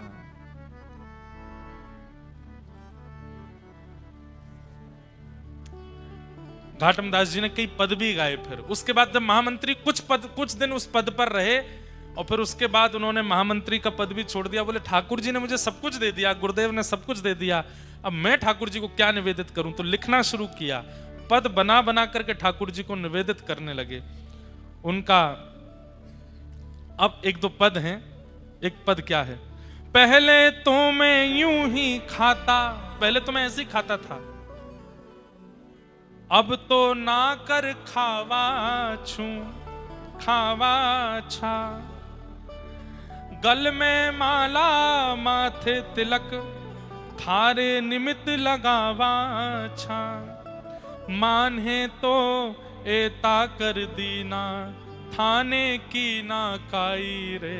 मैंने तो आपके लिए इतना किया, आपने मेरे लिए क्या किया। ठाकुर जी से कह रहे हैं, घाटम दास जात को मीना, तारोगे के नाई रे। पहले तो मैं यूं ही खाता, अब तो नहाकर खावा छा, गल में माला माथे तिलक, थारे निमित्त लगावा छा, महाने तो एता कर दीना, मैंने तो इतना किया आपके लिए, नहा के खाता हूं, तिलक लगाता हूं। कितनी सरल बात है उनकी। ठाकुर जी कह रहे हैं इसको ये बहुत मानता है। बताओ, लोग हजार हजार वर्ष तक तपस्या करते हैं तब मेरा दर्शन नहीं होता, ये तिलक लगाना और केवल नहाने मात्र को मुझे गिना रहा है, कितना सीधा है। माने तो एता कर दीना, थाने की ना काई रे, घाटम दास जात को मीना, तारोगे कि नहीं रे। मुझे तारोगे कि नहीं। इतनी सरल बात घाटम दास ने कही, तुरंत अपने हाथ में धनुष बाण लेकर के राघवेंद्र सरकार प्रकट हो गए घाटम दास के आगे, केवल तिलक लगाना और नहाने मात्र से। इतने प्रसन्न हो गए ठाकुर जी उससे, लुआरे घाटम दास तेरी भक्ति पर हम रीझ गए। फिर उन्होंने और भी पद गाए, जे नर रसना नाम उचारे, जो नर अपनी रसना से भगवान का नाम गाते हैं, केतक बात आप तरिवे की, कोटि पतित निस्तारे, जे नर रसना नाम उचारे, काम क्रोध मद लोभ तजे, और जीव दशा अति पाले, और वसुधा पर तीरथ हैं जेतक, तिन्हू के अधटाले, जे नर रसना नाम उचारे। धरती पर जितने तीर्थ हैं उतने तीर्थ जाने का फल मिल जाता है किसको, जो व्यक्ति अपनी रसना पर भगवान का नाम सदा के लिए विराजमान कर लेता है। घाटम दास राम को परिचय, तिन्हू लोक उधारे। कितनी बड़ी बात कह रहे हैं। किसी पुलिस कर्मी से आपका संबंध है तो नाका पर अगर आपकी गाड़ी रुक जाएगी तो आप कह दो, ओ भैया वो पुलिस वाले भाई साहब हमारे चाचा लगते हैं, तो नाका खुल जाएगा, आपको आगे जाने दिएगा। बड़े मंत्री से आपकी पहुंच है तो कहीं भी आने जाने के लिए आपकी रोक टोक हो, मंत्री जी का परिचय दे दो, आपको सारे रास्ते खुल जाएंगे। लेकिन कहीं यमराज पकड़ने आ गए और आप कहो कैबिनेट मंत्री जी हमारे फूफा हैं, यमराज कहेगा ये देखा दंड पानी हूं मैं, मंत्रियों की चलेगी यहां पे। अरे आप नहीं जानते, बोले क्या, डीएसपी एसएसपी सब हमारे चाचा फूफा लगते हैं। यमराज के आगे इन संबंधों से कोई काम नहीं चलेगा। लेकिन यमराज अगर सामने आ जाए और आप कह दो हम श्री राधा रमण के हैं और राधा रमण हमारे हैं।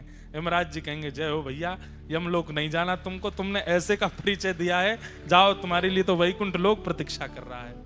घाटम दास राम को परिचय, अगर आपकी जिह्वा पर राम नाम विराजमान है तो एक प्रकार से ठाकुर जी आपके परिचय बन चुके हैं। उस परिचय से क्या होगा? बोले तीनों लोक उधारे।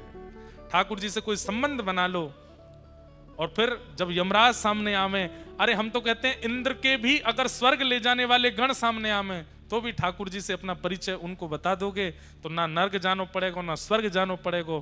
ठाकुर जी के परिचय के तो तीनों लोक पार करके सीधे वैकुंठ की प्राप्ति होगी। घाटम दास राम को परिचय तीनों लोक उधारे, जे नर रसना नाम उचारे। तो हमने घाटम दास जी का चरित्र क्यों सुनाया? गुरु आज्ञा से केवल जीवन में सत्य ले आए तो ठाकुर जी घाटम दास की रक्षा करने लगे। झूठ नहीं बोलेंगे तो कैसे जिएंगे? ठाकुर जी अपना वरदहस्त और अपनी दृष्टि दोनों हटा लेते हैं। ठीक है तो फिर तू अपने आप ही रहे, लेकिन जो व्यक्ति सत्य आचरण करता है, छल कपट आदि सबको छोड़ देता है, भले ही जीवन में संकट आते हैं फिर भी सहता है, ठाकुर जी फिर अपना वरदहस्त रखते हैं। बोले इतना सह रहा है पर सत्य का त्याग नहीं कर रहा, छल का त्याग, कपट छल को अपने जीवन में नहीं ला रहा, यहाँ की रक्षा तो मोह करनी पड़ेगी, जैसे घाटम दास की ठाकुर जी ने रक्षा की। इसलिए भैया सत्य कौन है? ठाकुर जी का प्रथम स्वरूप है और यहाँ पर वेद व्यास जी ने उसी सत्य को वंदन किया। सत्यम परम धीमहि। हमें पता है समय अधिक हो गया है, लेकिन हमें पता ही नहीं चला कि 11:15 बज गए। हमें तो इतना आनंद आ रहा है ऊंझा में कथा कहने में, खूब सुख मिल रहा है। हम 10-15 मिनट और थोड़ा कुछ कह लें, क्योंकि हमें पता ऊंझा के लोग तो टाइम के इतने पंचुअल है, कम से कम 100 लोग तो नेट 11:30 उठ गए। चाहे प्रसंग कितना भी बढ़िया चल रहा है, भाई 11:30 हो गए, जाना है, इतना ही टाइम है। कथा का देखो एक स्वरूप है, अपने समय से अगर कथा पूरी हो जाए तो समझो आज ठाकुर जी कथा में आए पर नेक देर बैठ के चले गए, पर समय से ऊपर कथा जावे तो सोचियो ठाकुर जी बैठे हैं अभी भी कथा में और सबको देख रहे हैं, सब पर कृपा कर रहे हैं। इसलिए समय से ऊपर कथा जावे तो नेक 7 ही दिन बार बार थोड़ी आवेंगे। ऊंझा में तो जीवन भर रहना है, सुबह दुकानें तो जीवन भर खोलनी है, पैसा तो जीवन भर कमाना है, पर ये 7 दिन दोबारा नहीं आएंगे। इसलिए समय से अधिक अगर समय चला जाए कथा के विश्राम में तो आप लोग आनंदित होकर सुनिए बस, ठीक है। धर्म प्रोजित कई तवुत्र परमो निर्मत्सराणाम सताम वैद्यम वास्तव मत्र वस्तु शिवदम तापत्रयोन्मूलनम श्रीमद् भागवते महामुनि कृते किंबा परेरीश्वर सद्यो हृद्यवरुध्यते त्रिकृतभिः शुश्रूषुभिस्तत्क्षणात्। 3 मंगलाचरण हैं भागवत जी के, एक हो गया, 2 और रह गए हैं, बस ये कह के हम आज की कथा को विश्राम देंगे। विषय, अधिकारी, संबंध और प्रयोजन, ये 4 बातें विशेष रूप से हैं। सबसे बड़ी बात, भागवत का विषय क्या है? धर्म प्रोजित कई तवोत्र परमो, सबके चित्त में जो परम धर्म को स्थापित करे। परम धर्म क्या है? जहां पर व्यक्ति अपने देह की चिंता ना करके अपनी आत्म की चिंता करता है। आप देह की चिंता करते हो तो सोते हो, देह की चिंता करते हो तो खाते हो, देह की चिंता करते हो तो टहलते हो, देह की चिंता करते हो तो सारी क्रियाएं करते हो। पर आप आत्मचिंतन करने लगोगे कि भाई मेरे भीतर जो विराजमान आत्मा है इसका उद्धार कैसे हो, इसका कल्याण कैसे हो, मेरे जीवन का साफल्य कैसे हो, मेरे जन्म लेने का कल्याण कैसे हो। जिस दिन ये विचारधारा चित्त में प्रकट होने लग जाएगी उसी दिन आप परम धर्म कर रहे हो।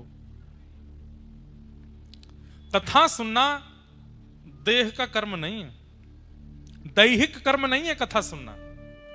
कथा सुनना, अब यहां पर कितने सारे बालक, कितने सारे लोग वो बैठे हैं। एक मुझे आज पता चला, एक माता जी सुबह 7 बजे आके बैठ गई, सुबह 7 बजे, कथा शुरू हुई रात में 8 बजे, 13 घंटे पहले पंडाल में आके बैठ गई। पूछा गया मैया इतनी जल्दी क्यों आ गई? तो भावुक होकर के बोली हम सूरत से आए हैं, बहुत दूर से आए हैं, भीड़ बढ़ जाएगी तो बैठने की जगह नहीं मिलेगी, इसलिए अभी से जगह पकड़ के बैठी हैं कि कहीं हमको बैठने को मिले कथा। अब 13 घंटे एक स्थान पर बैठना ये देह तो नहीं कर सकता, ये शरीर नहीं कर सकता।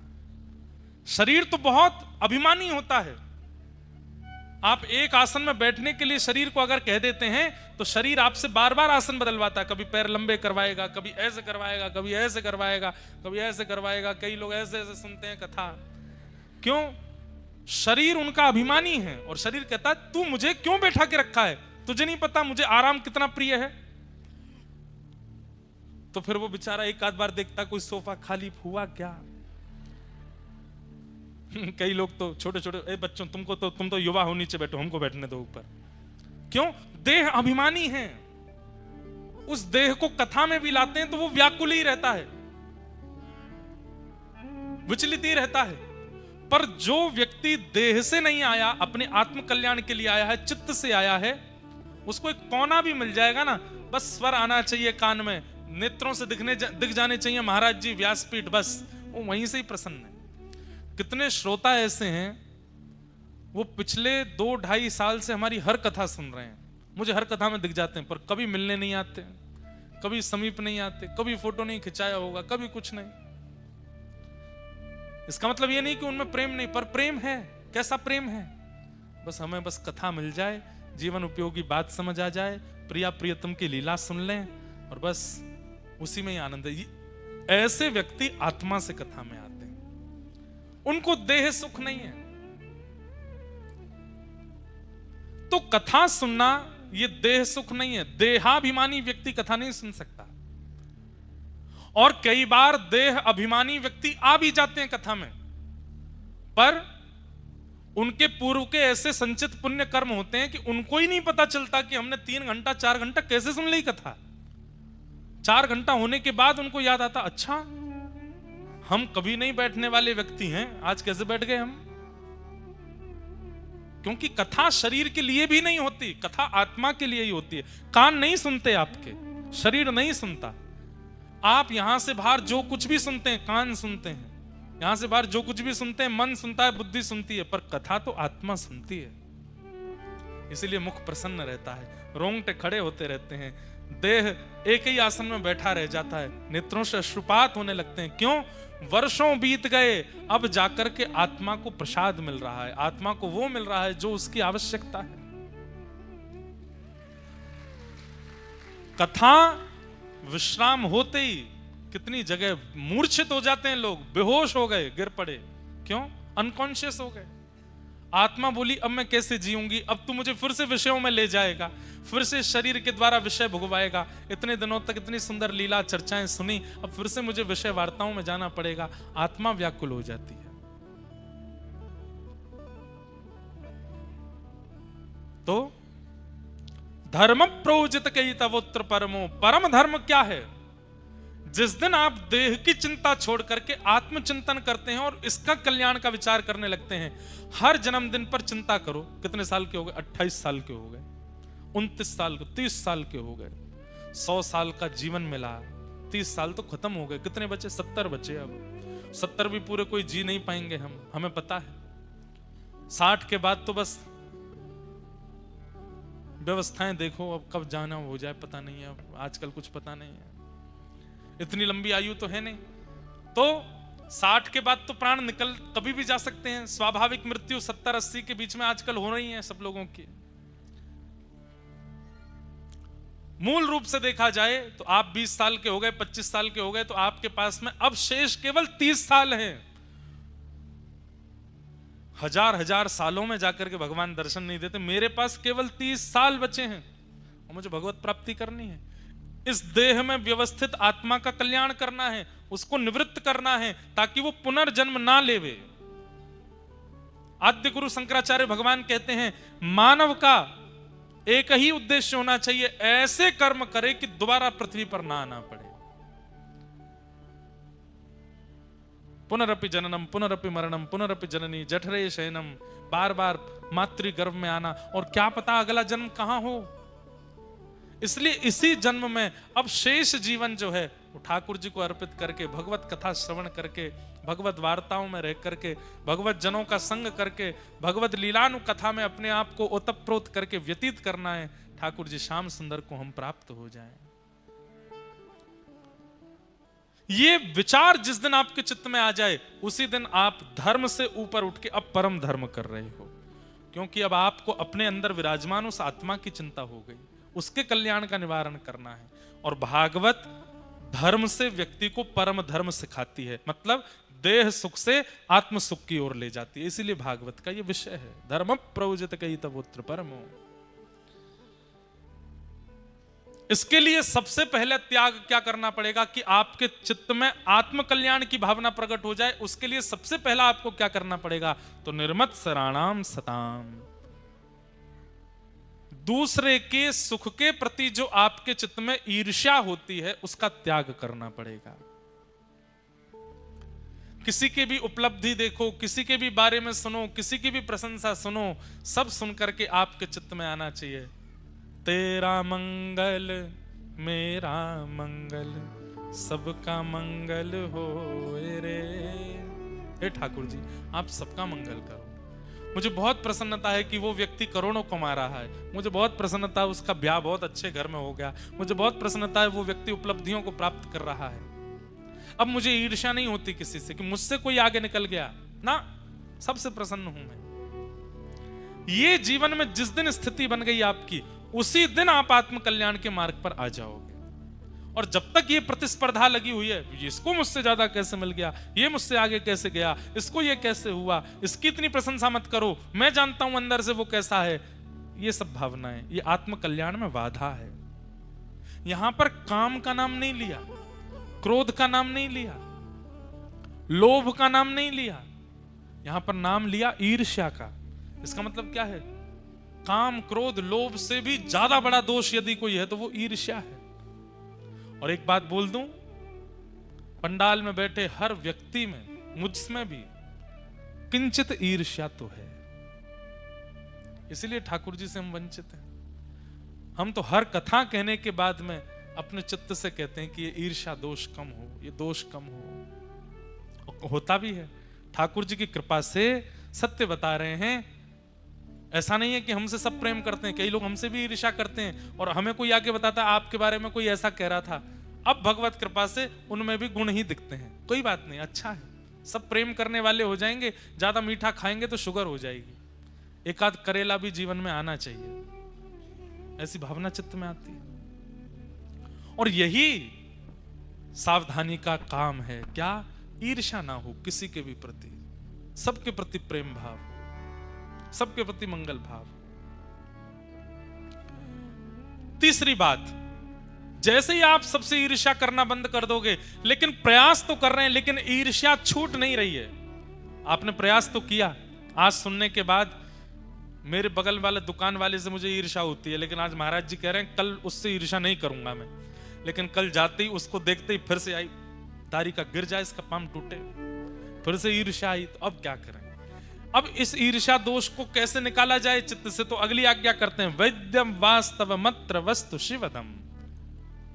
ठाकुर जी को अपना संबंधी बना लो, ठाकुर जी से कोई प्रगाढ़ संबंध स्थापित कर दो और नित्य ठाकुर जी से उस संबंध का निर्वहन करो। जैसे ब्याह होने के बाद में अब आपकी अर्धांगिनी है, पत्नी है, पत्नी के साथ आप व्यवहार रखते हैं, बच्चे हो जाने के बाद फिर आपकी एक जिम्मेवारी बढ़ जाती है।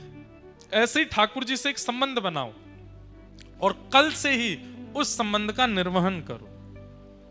अगर ठाकुर जी सखा हैं तो मित्र के साथ कैसे रहते हैं वैसे रहो, मित्र के साथ सबसे पहला स्वरूप। अच्छा, एक और बात, अब मित्र के साथ तुम बहुत सारे व्यवहार करते हैं, वो सारे व्यवहार आप ठाकुर जी के साथ नहीं कर सकते। एक मूल रूप से विशेष व्यवहार क्या है जो आप मित्र के साथ करते हो, कि आप अपने मन की सारी बातें उसको बताते हो। ये बात ठाकुर जी से करो, सब बताओ। सुबह उठते ही स्नान ध्यान करके, जय जय ठाकुर जी आनंद में हो, चकाचक कहाँ पाओगे आज बाल भोग में, चलो बनवा के लाऊं, मैया से परांठे बनवाए, ठाकुर जी को भोग लगाए, चकाचक जल्दी पाए लो, फिर आपको प्रसादी मैं पाऊंगा। सखा है ठाकुर जी, खूब प्रेम से पाने के बाद फिर ठाकुर जी से कहो, आज मैं यहाँ जा रहा हूँ, आज मुझे सुबह वहां जाना है, उस व्यक्ति से मिलना है, फिर उसके बाद वहां जाऊंगा, वहां से आऊंगा, फिर घर आऊंगा, फिर राजभोग पाने आऊंगा, दोपहर का भोजन, तब आऊंगा आपसे मिलने। आप भी चकाचक जाओ। और सुनो, ऊंझा में वहां चले जाना, पास में बिंदु सरोवर उधर चले जाना, ठाकुर जी से ऐसे वार्ता करो, निकल जाओ अपने काम पे। लौट करके घर आए, फिर सब बताओ आज कहां कहां गए, किस किस से मिले। एक सखा के प्रति जैसी आपकी स्थिति रहती है, बैठ के ठाकुर जी के कक्ष में आज उससे मिले, उसने बहुत गलत किया मेरे साथ, पर कोई बात नहीं ठाकुर जी, सब बढ़िया है। उससे मिले, उसके साथ ऐसा हुआ, वहां ऐसा किया, सब बता दो ठाकुर जी को। अपने सखत्व का निर्वहन। कई लोग क्या करते हैं, हम ठाकुर जी को सखा मानते हैं, तो अब सखा के गले में गलवैयां डालते हैं, तो ठाकुर जी के ऊपर हाथ धर के बैठे हैं। सखा के साथ में कान पकड़ लेते हैं, तो ठाकुर जी ये सब नहीं, ये अधिकार ठाकुर जी दें तब करिएगा। प्रारंभ में तो केवल आप इतना ही करो कि अपने मन की सब कहो। रसिक प्रीतम हित चित की बातें, श्री गिरधारी जी सो कहिए तलहटी, गोवर्धन की रही है, गोवर्धन की रही है तलहटी, गोवर्धन की रही। अरे कहां तक गए, ये तक बता के जाओ, जेब में कितना रुपया लेके जा रहे हो। ठाकुर जी को आके फिर बताओ, आज तो सब खर्च है गो मेरो, सब लुट गयो मेरो। हर दिन ठाकुर जी को आप ये हम नहीं बोल रहे, आपको लगेगा ये तो बालक है, इसकी बात हम क्या माने। हमारी भारत भूमि में प्रकट हुए श्री स्वामी राम सुखदास जी महाराज, उन्होंने इस नियम को बताया। स्वामी जी श्री राम सुखदास जी महाराज कहते हैं, घर से निकलने से पहले ठाकुर जी से बात करके जाओ, घर में आने के बाद ठाकुर जी से बात करो, अपनी पूरी दिनचर्या बता दो ठाकुर जी को, किससे प्रेम हुआ, किससे बात हुई, किससे लड़ाई हुई, किससे झगड़ा हुआ, किससे क्या, सब बता दो। अब क्या है, आप सुबह बता करके गए हो ठाकुर जी को, तो ठाकुर जी को सब पता है कहां कहां जाने वाले हो। वहां वहां जो भी असद होने वाला है सब सद हो जाएगा, क्योंकि ठाकुर जी को पता है। ठाकुर जी, हम लोग कब याद करते हैं ठाकुर जी को, जब पेपर देने जा रहे होंगे तभी याद करते हैं, ठाकुर जी आज एग्जाम है बढ़िया करवा देना, आज हमारा एंट्रेंस है बढ़िया करवा देना, आज हमें देखने वाले आ रहे हैं पास करवा देना हमारा ब्याह पक्का करा देना, आज पहली बार लड़के वाले से मिलने जा रहे हैं, लड़के से मिलने जा रहे हैं। बस इन्हीं बातों में क्यों याद आते हैं ठाकुर जी, हर बात में याद। पानी पूरी खाने जा रहे हो, बता के जाओ ठाकुर जी पानी पूरी पाने जा, बाहर का आप तो पाते नहीं हो, हम पाके आएंगे, घर पे किसी दिन आपके लिए बनवा देंगे। अरे ये छोटी सी भक्ति का स्वरूप है, यहीं से प्रारंभ करो, ठाकुर जी से संबंध बना लो। इससे होगा क्या, आपके चित्त में जितने भी दोष है ना, धीरे धीरे ठाकुर जी उनको नष्ट करने लगेंगे। जैसे आपने ठाकुर जी से कहा, एक मेरा मित्र है उससे कल मेरी लड़ाई हो गई, आज मैं जा रहा हूं उसको जवाब दे के आऊंगा, तो जैसे ही आप क्रोध में ठाकुर जी को बताओगे कि मैं उससे लड़ने जा रहा हूं, तो ठाकुर जी चित्त में शीतलता ले आएंगे।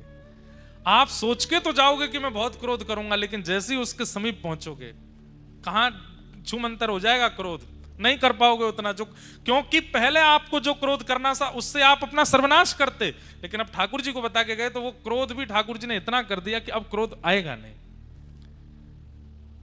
हर बात ठाकुर जी को बता के जाओ। अब इसमें एक बात और होगी, जैसे छल करते हैं हम, कपट करते हैं, अब छल कपट की बातें आप ठाकुर जी के सामने जब कहने जाओगे ना, तो आपकी जीभ कांपेगी। मैं ठाकुर जी से कैसे कहूं कि मैं किसी का अधिकार मारने जा रहा हूं, मैं ठाकुर जी को कैसे बताऊं मैं किसी को धोखा देने जा रहा हूं। लेकिन महाराज जी ने कहा सब बताना है, तो आप ठाकुर जी के सामने जब बोलोगे ना, नेत्रों से अश्रु निकल आएंगे, और ठाकुर जी उसी समय आपके मन को परिवर्तित कर देंगे कि मत करो छल, मत करो कपट, ज्यादा से ज्यादा करोड़ों का नुकसान ही तो होगा, रोटियां बंद नहीं होंगी तुम्हारी, मत करो छल कपट, रोक देंगे ठाकुर जी।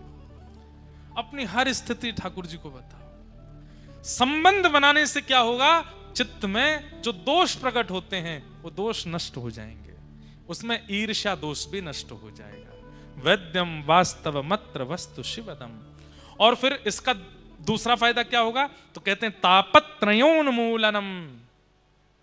जीवन में जितने भी ताप संताप हैं, धीरे धीरे धीरे धीरे ताप संताप तो जो प्रारब्ध में है वो आएंगे, पर उनसे होने वाली पीड़ा आपको नहीं सताएगी। आप उसमें प्रसन्न रहने लग जाओगे, उसमें आनंदित होने लग जाओगे। श्रीमद् भागवते महामुनि कृते किंबा परैरीश्वर सद्यो हृद्यवरुध्यते त्रिकृतभिः शुश्रूषुभिस्तत्क्षणात् निगम कल्पतरोर्गलितं फलं सुखमुखादमृतद्रव संयुतं पिबत भागवतं रसमालयं मुहुरहो रसिका भुवि भावुका। ऐसे भागवत जी के इन तीनों मंगलाचरणों को हम प्रणाम करते हैं।